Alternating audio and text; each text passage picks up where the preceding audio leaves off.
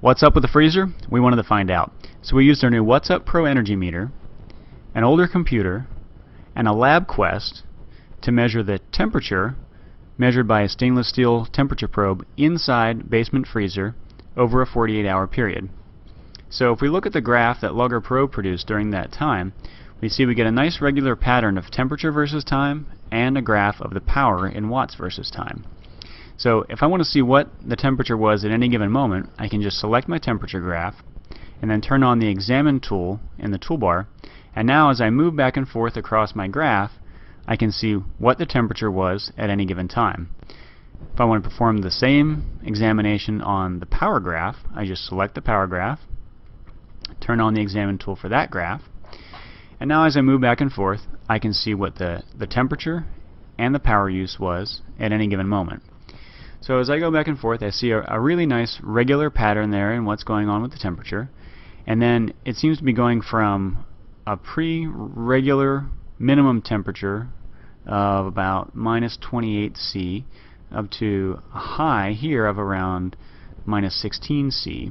And during that warming time, it looks like not much was happening down in the power graph, but then when it starts to drop in temperature, that seems to correspond to when the freezer was using more power. But then we notice an interesting pattern here where every other one of the spikes in the temperature data seems to be accompanied by a matching large spike in the power data. So when I first saw this, I scratched my head for quite a while and couldn't quite figure out what was going on. And I had several different ideas, and none of them quite seemed right until I asked our electrical engineer about it, and he said, "Oh, well, that's probably when the heater was kicking on."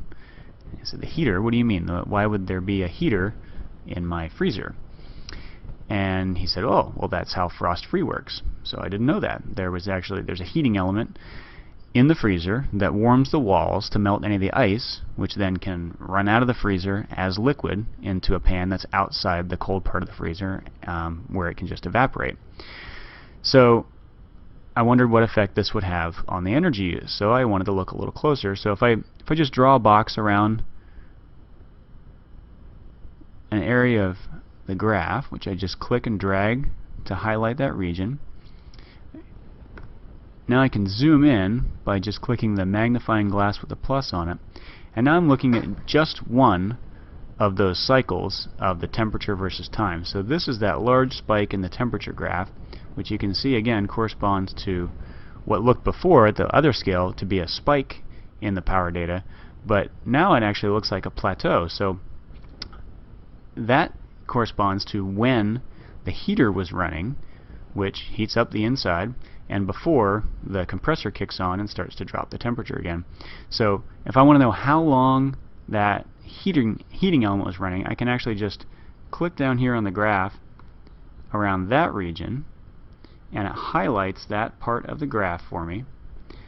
And then down at the bottom of the graph, I see I have a readout for delta T and delta W, telling me a change in time and the change in the watts during that region.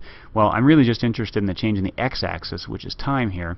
So it looks like about 11 minutes. So 10 or 11 minutes probably. Every time that heater kicks on, it's running at about 400 watts compared to when the compressor is running at around 110 watts.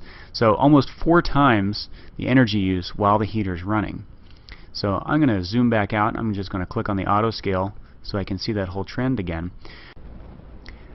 As you examine data like these with students, you might ask questions like, what else could we do to lower our energy bill? Could we make the temperature in the freezer warmer, cooler?